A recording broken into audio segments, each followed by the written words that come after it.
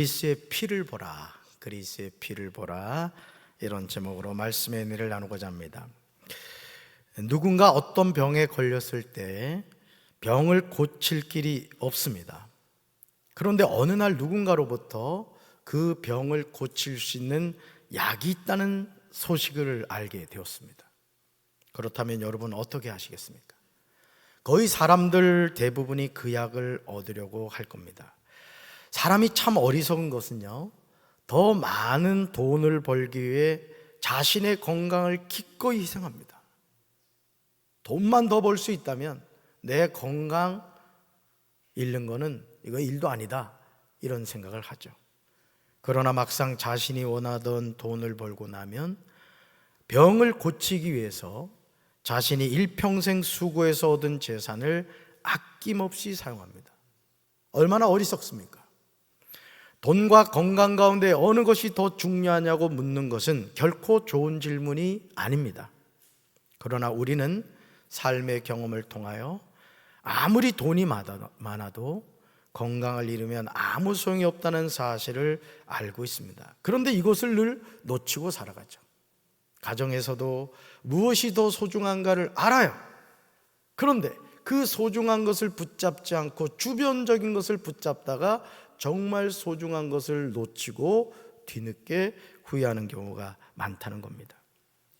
그리고 돈을 쓰고도 남을 만큼 벌었지만 결국 건강을 잃은 후에야 뒤늦은 후회를 합니다. 오늘 이런 삶을 살아가는 이들이 우리 주변에 너무나 많습니다. 그 중에 한 사람이 바로 저와 여러분 자신일 수 있습니다. 그렇지 않습니까? 사람은 누구나 죄인입니다. 이 세상에서 죄인이 아닌 사람이 없습니다. 그런데 이 죄의 문제를 해결할 길이 사람에게는 없다는 것이죠. 왜냐하면 모든 사람은 죄인으로 태어나 죄인으로 살다가 죄인으로 죽을 수밖에 없기 때문에 그렇습니다. 이런 죄의 굴레 속에 살아가는 인생을 하나님이 불쌍히 여기셔서 구원의 길을 마련해 주셨습니다. 바로 그것이 어린 양의 피를 통하여 죄의 사함을 받는 길이었습니다. 하나님은 이스라엘 백성이 광야의 여정을 살아갈 때 성막을 만들게 하셨습니다. 이 성막을 통하여 하나님은 죄인이 용서받는 길을 마련하십니다. 그것이 대제사장을 통하여 1년에 한 차례씩 지성소에 계신 하나님을 만날 수 있도록 한 것입니다. 그러나 이 일을 위하여 대제사장은 어린 양의 피를 가지고 지성소에 계신 하나님을 만나게 되었습니다. 얼마나 감사한 일입니까? 그러나 이 예법의 효력은 1년밖에 가지를 못했다는 겁니다. 매년 이 속죄의 제사는 반복이 되었습니다.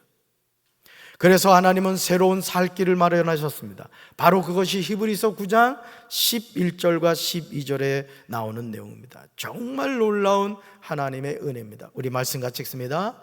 그리스도께서는 장래 좋은 일의 대제사장으로 오사 손으로 짓지 아니한 것 곧 이 창조에 속하지 아니한 더 크고 온전한 장막으로 말미암아 염소와 송아지의 피로 하지 아니하고 오직 자기의 피로 영원한 속죄를 이루사 단번에 성소에 들어가셨느니라. 아멘. 우리가 살아가는 이 세상은 불완전합니다. 사실 하나님이 창조하신 처음 세상은 하나님의 질서 아래 아름답게 유지가 되었습니다. 그러나 아담이 선악을 알게 하는 나무의 열매를 따먹음으로 인하여 죄가 세상에 들어오게 되었습니다. 그 이후 우리 삶에는 죄의 삭은 사망이 되었고 사람은 누구나 죽음을 맞이하게 되었습니다. 이제 아담의 모든 후손은 죄의 DNA를 갖게 되었습니다. 아무리 착하고 선하게 살려고 몸부림을 쳐도 자신의 죄를 씻을 길이 없었습니다. 그리하여 구약에서는 불완전한 제사를 아론의 후손을 통하여 이어갔습니다. 그러나 안타깝게도 아론 자신도 죄인이었고 그의 후손도 누구나 죄인이었습니다. 죄인이 죄인의 죄를 해결하려고 한 것입니다. 그러나 죄는 죄인이 해결할 길이 없습니다. 그래야 어린 양의 피를 가지고 지성소에 들어갔던 것입니다.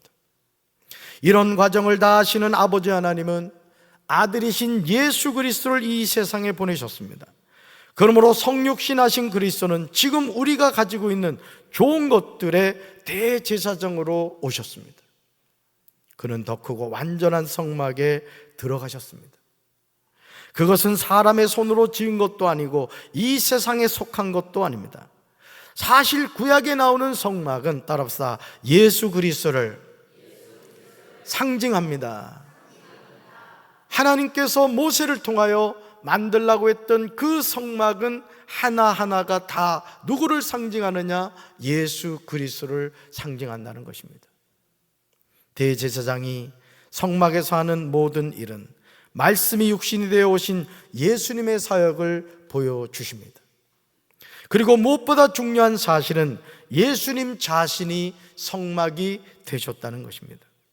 하나님이 세우신 대제사장인 아론이 1년에 한 번씩 대속죄일에 성막 안에 있는 지성소에 계신 하나님을 만나려고 들어갈 때 그의 손에는 항상 뭐가 있었다고요? 어린 양의 피가 있었습니다. 만약 이 피를 가지고 가지 않으면 그는 죽임을 당했습니다. 오늘도 우리가 하나님의 자녀로 이 험한 세상을 살아갈 때 우리가 어떻게 하나님을 만날 수 있습니까? 예수님의 보혈로 예수님을 만나게 될 줄로 믿습니다. 우리는 예수 그리스도의 이름으로 죄 사함 받아 하나님의 자녀가 되는 거예요. 성막 안에 있는 성소와 지성소를 가로막고 있는 휘장이 있었습니다. 이 휘장은 성막과 지성소를 나누는 역할을 했습니다. 아무도 지성소에 계신 하나님을 뵐 수가 없었어요. 대제사장은 1년에 한 차례만이 지성소에 들어갈 수 있었습니다. 그런데 이 휘장을 예수님은 갈보리 십자가에 못 박혀 죽으심으로 찢으셨습니다. 이제 누구든지 예수 그리스도로 지성소에 계신 하나님을 만날 수 있게 된 거예요. 그래서 여러분, 우리가 하나님께 기도할 때 여러분 우리가 어떻게 기도하죠? 예수 그리스도 이름으로 기도하였습니다, 이렇게 합니다. 이것은 무엇을 말하죠? 우리가 하나님께 기도할 수 있는 근거는 갈보리 십자가에서 흘리신 예수님의 보혈의 힘을 의지하기 때문입니다. 이 고백을 하는 거예요. 할렐루야. 얼마나 감사한 일입니까? 예수님이 이 일을 이루셨습니다. 히브리서 9장 2절과 3절에 성소와 지성소에 관한 구체적인 내용이 나오는 것을 보게 됩니다. 우리 쉬운 성경으로 같이 읽습니다. 먼저 성막이 세워졌습니다. 성막의 앞부분은 성소라 불렀습니다. 그곳에는 촛대와 빵이 놓여진 상이 있었는데 하나님을 위해 거룩하게 예비된 것이었습니다. 휘장으로 가려진 성소 안쪽에는 지성소라고 하는 작은 방이 있었습니다. 아멘. 우리는 히브리서 9장 2절과 3절을 통하여 성막에서 성막의 앞부분은 뭐라고 부르고요? 성소라고 부르고, 휘장으로 가려진 성소 안쪽에는 뭐라고 하는 작은 방이 있었다고요? 지성소라고 하는 작은 방이 있었다는 거예요. 이곳에 하나님이 임재하시는 법궤가 자리를 잡고 있었습니다. 그런데 예수님이 갈보리 십자가에서 자신의 몸을 찢으심으로 성소와 지성소를 가로막고 있던 휘장이 찢어진 거예요. 그것도 위에서 아래로 찢어졌습니다. 이것은 사람이 휘장을 찢은 것이 아니라 아버지 하나님이 찢으셨다는 거예요. 더 정확하게 말씀을 드리면 아들이신 예수님이 갈보리 십자가에서 자신의 몸을 찢으시는 그 순간, 그 성막 속에 있었던 성소와 지성소를 가로막고 있던 휘장이 예수님의 몸이 찢어지는 그 순간 동시에 찢어지게 된 줄로 믿습니다. 무엇을 말한다고요? 이제는 누구든지 예수님의 보혈을 의지하기만 하면, 예수님의 이름을 의지하기만 하면 지성소에 계신 하나님을 만날 수 있게 된 거예요. 할렐루야. 사랑하는 성도 여러분, 죄인인 우리에게 구원의 길을 열어주신 분은 아버지 하나님이신 줄로 믿습니다. 여러분, 요한복음 3장 16절 기억하시죠? 같이 읽어볼까요? 하나님이 세상을 이처럼 사랑하사 독생자를 주셨으니 이는 그를 믿는 자마다 멸망하지 않고 영생을 얻게 하려 하심이라. 아멘. 아버지는 아들의 목숨을 죗값으로 지옥에 가야 할 죄인들을 위하여 주셨습니다. 그러므로 예수님은 더 좋은 언약의 보증이 되셨습니다. 아론의 계열 제사장들이 지성소에 계신 하나님께 1년에 한 차례씩 대속죄일에 들어갈 때 어린 양의 피를 가지고 들어갔습니다. 그러나 이 피의 효력은 몇 년밖에 가지 못했다고요? 1년밖에 가지를 못했습니다. 그래서 대제사장은 매년 같은 제사를 반복해서 드려야만 했습니다.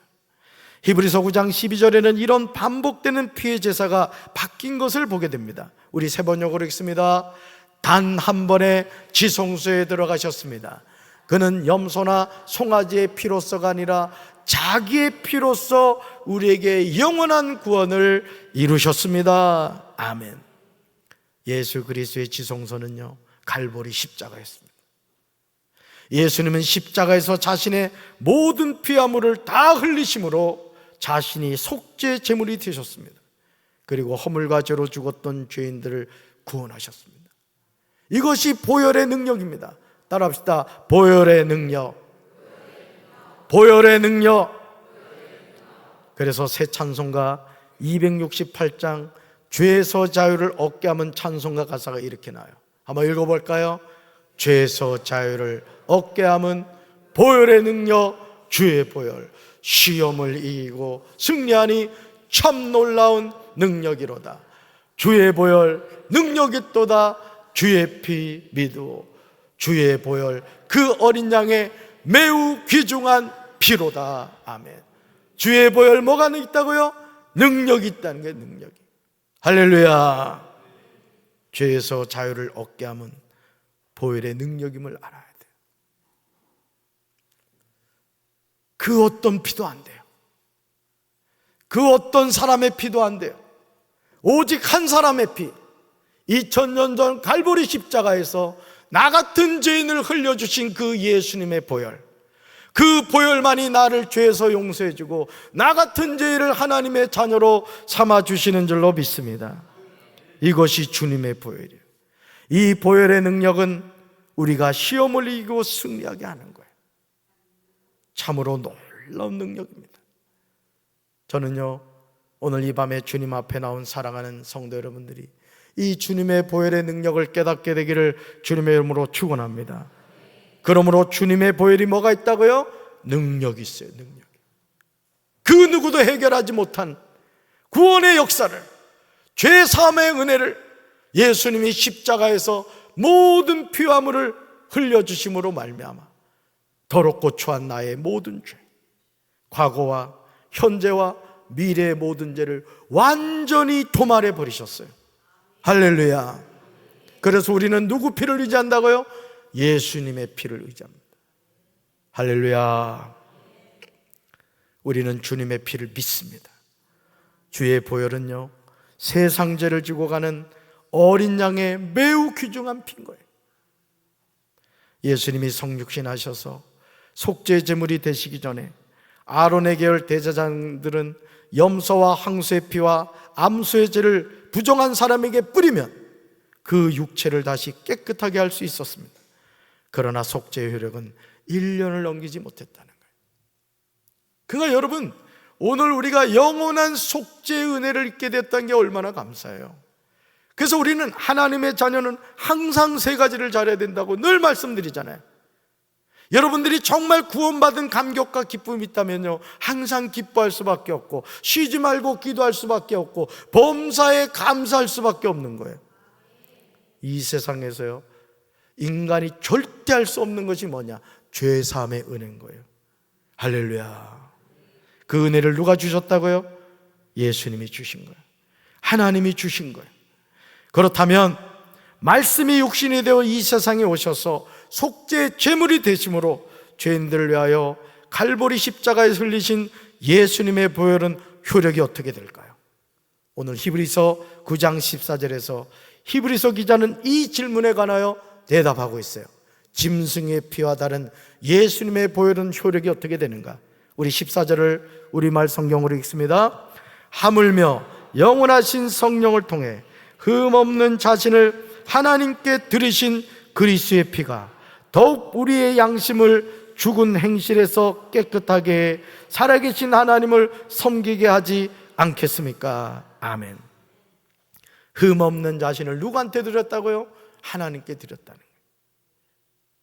그래서 그리스도의 그 피가 우리를 영원한 하나님의 자녀로 삼아주신 줄로 믿습니다.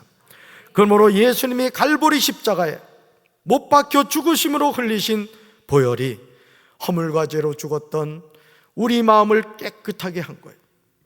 그래서 여러분, 때로는 여러분이 정신이 흐려지고 마음이 혼란스럽고 내가 신앙생활을 하는데도 여전히 뭔가 갈등이 많이 있을 때마다 여러분 스스로가 여러분 이렇게 고백하십시오. 이 시간 예수의 보혈로 나의 모든 죄가 씻김 받았다. 나는 거룩한 하나님의 자녀다. 또 여러분의 자녀가 혹여나 집에서 가위에 눌린다거나 믿지 않는 남편이 꿈자리가 뒤숭숭하다거나 그러면 믿는 여러분이 그 가정을 향해서 예수의 보혈로 선포하시는 말이에요. 내가 이 시간 나사렛 예수 그리스도 이름으로 명하노니 우리 가정의 역사는 더러운 악한 마귀는 다 떠나갈지어다. 예수님의 보혈로 정결해질지어다. 선포하시기 바라요. 여러분 기르는 그 짐승도 마찬가지고, 또 여러분이 어떤 농사를 짓는다고 하면은 예수의 권능으로 자꾸 선포하시란 말이에요. 할렐루야. 죄인인 우리가 하나님의 자녀가 되어 하나님을 섬기는데 조금도 부족함이 없게 하셨어요. 왜냐하면 예수님은 성령으로 잉태하여 죄가 없으신 분이시기 때문에 그렇습니다. 저는 우리 사랑하는 성도 여러분들이 이 예수 그리스도의 보혈의 능력, 그 보혈의 능력을 힘입으셔서 날마다 승리하는 삶을 살게 되기를 주님의 이름으로 축원합니다. 따라합시다. 주님의 보혈 능력 있습니다. 주님의 피를 믿습니다. 주님의 보혈, 그 어린 양의 매우 귀중한 피입니다. 그 보혈이 나를 새롭게 하고 나를 구원해 주셨습니다. 할렐루야. 예수님의 보혈로 승리하는 우리 성도들 되기를 주님의 이름으로 축원합니다. 가슴에 손 얹겠습니다. 사랑의 주님, 죄에서 자유를 얻게 함은 보혈의 능력이라고 했습니다. 이 세상 많은 사람들이 예수님의 피를 의지하지 않고 자신의 노력으로 구원을 받겠다고 애를 쓰지만 오직 예수님의 보혈만이 우리의 죄를 씻어주시는 줄로 믿습니다. 우리가 날마다 보혈의 능력을 의지하여 믿음 안에서 승리하며 살아가게 도와주시옵소서. 이제는 우리 주 예수 그리스도의 크신 은혜와 하나님 아버지의 한없는 사랑과 성령님의 교통하심이 예수님의 보혈의 능력을 힘입어 날마다 승리하며 살기 원하는 사랑하는 주의 백성들 위해 이제부터 영원토록 함께 하시기를 간절히 축원하옵나이다. 아멘.